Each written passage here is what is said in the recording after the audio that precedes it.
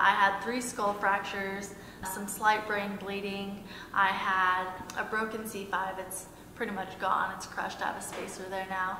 Broken ribs, punctured lung, a broken scapula.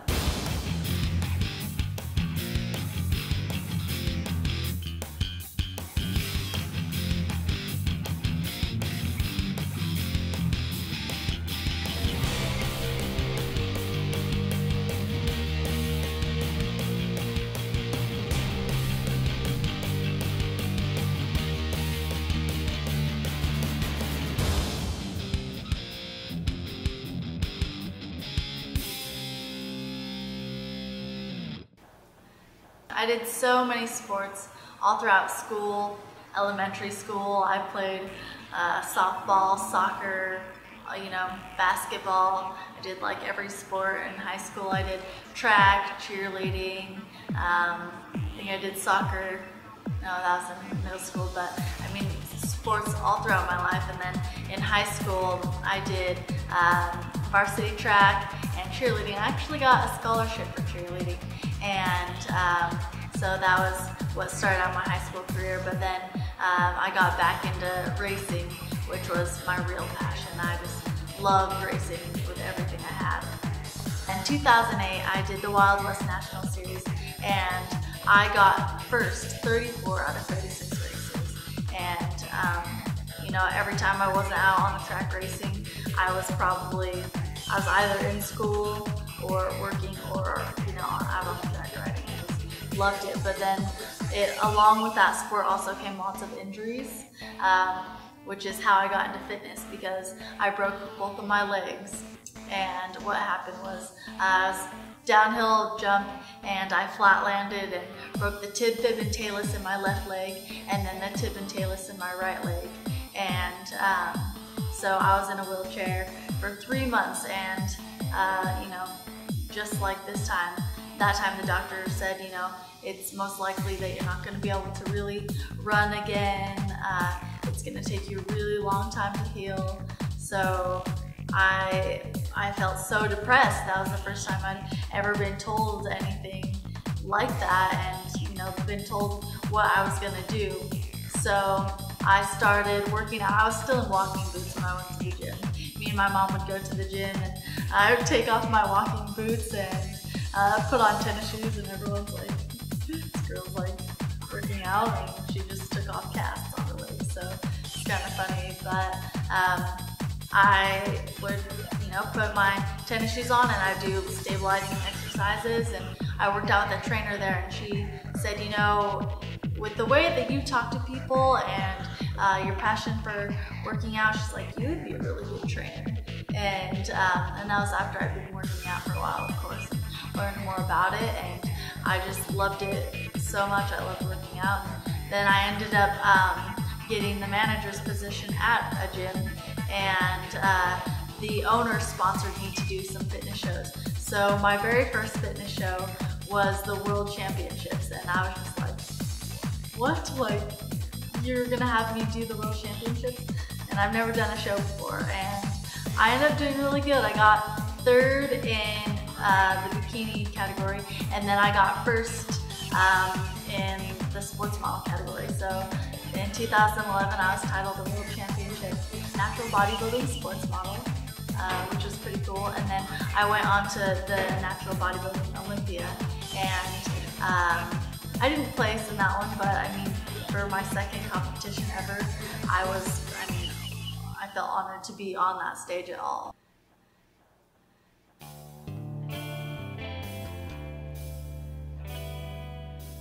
So I was riding my bike to work, and I was riding down this big hill, and there's like a 4-track crossing at the bottom, and I was going down the hill, and I don't remember the accident, but what I was told is that I saw the guard go down and the train go by, but then it passed, so I didn't try to brake or anything.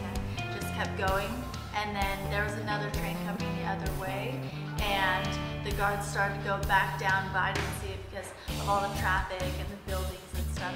So I just kept going, and I was going 45 miles an hour, and I saw it the last second, and I didn't stop, and so I tried to turn, I guess, and then the train just got me.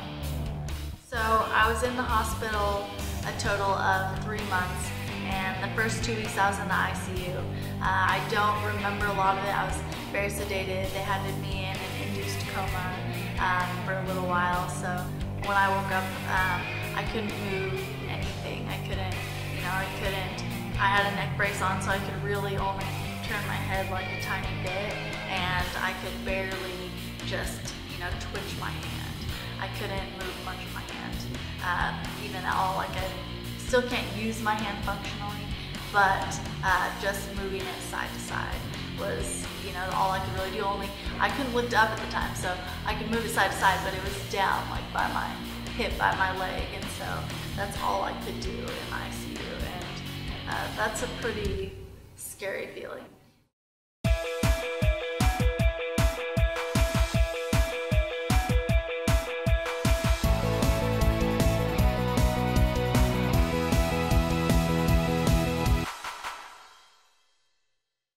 When I was in the hospital, we were doing this research on different therapy clinics, and Elko is a very secluded area. So there's nothing, Reno's 4 hours away on one side, and Salt Lake's 4 hours away on the other side. Boise is 4 hours away in the other direction. It's a very secluded area, so we had no idea where we were gonna go, and we found NeuroWorks, and they had, pools, they did aquatic therapy, they worked on standing, they have been said to have the most walking quadriplegics, all over, so we're like, that's where we want to go.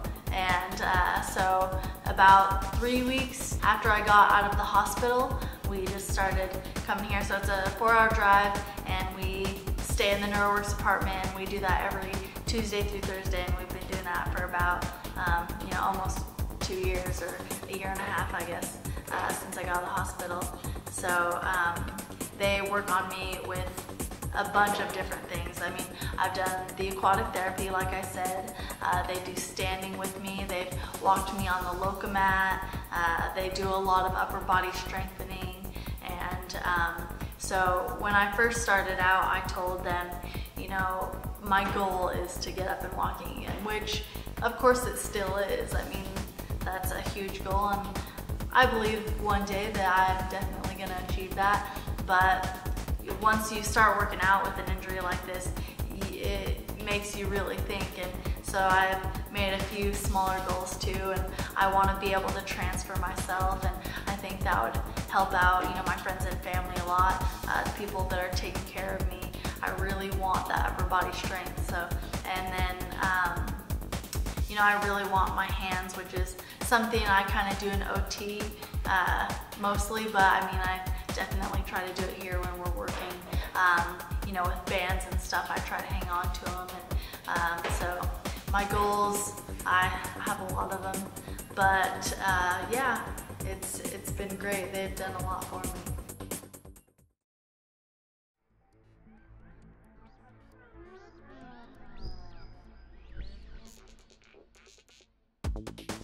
I wake up, an hour or so before everyone else gets up, and since I can't move, it's just like, I lay there and look around, try to think some things up, what I'm gonna do that day, or maybe just think of a funny joke to tell, or I haven't gotten much better at my jokes, but anyways.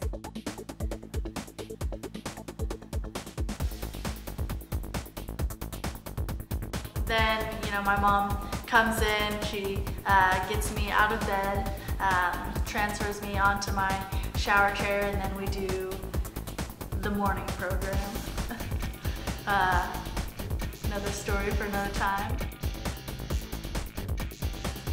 That takes about an hour, and then once I get done with that, I usually go in and take a shower, and then I'll usually blow dry my hair, and then we go eat breakfast, and put all my braces on, all that stuff, get dressed, and then I brush my teeth and put on my makeup, and make sure that my computer's set up for the day, or I might have homework, or I'm going to school, so I'm taking classes, so I usually actually have quite a bit of homework on weekends at least, and then throughout the week I'm in therapy, so I usually spend a good remainder of my day there, at least 4 or 5 hours sometimes, and then go home.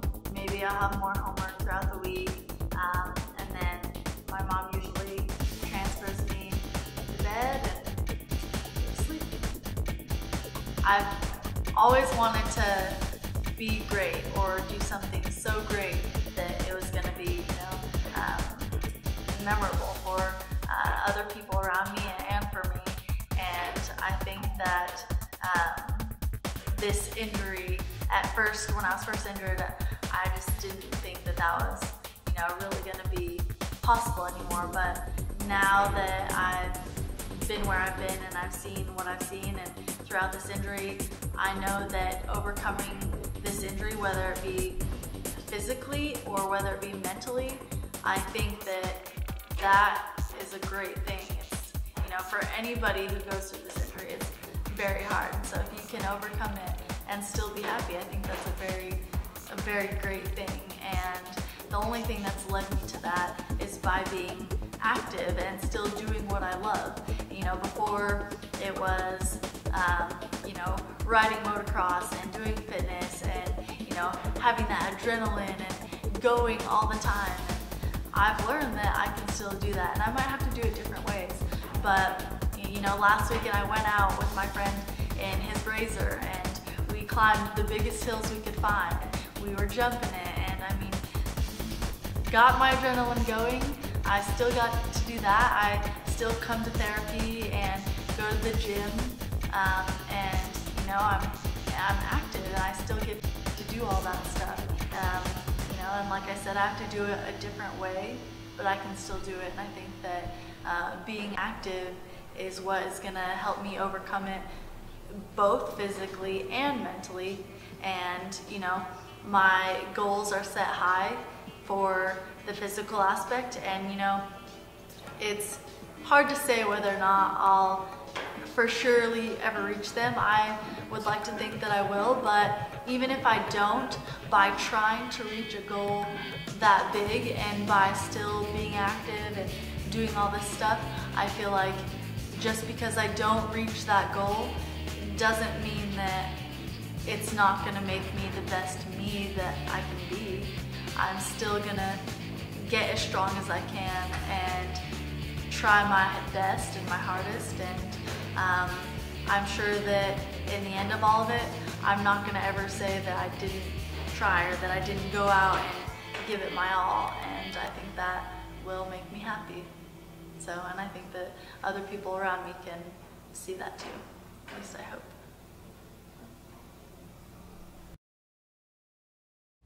I don't remember anything. I was just told, but I was told that I was a spasm. My arms have definitely come a long way. Don't want to whip out the guns in here, but well, I can't. Dang it. She gets mad.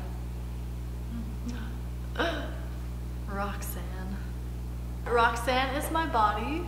Me and her are not the same, because for one, she doesn't listen to me. She is so rebellious. If I'm cursing names at someone, it's not gonna be, myself. If we're ever gonna do any name calling, it's Roxanne.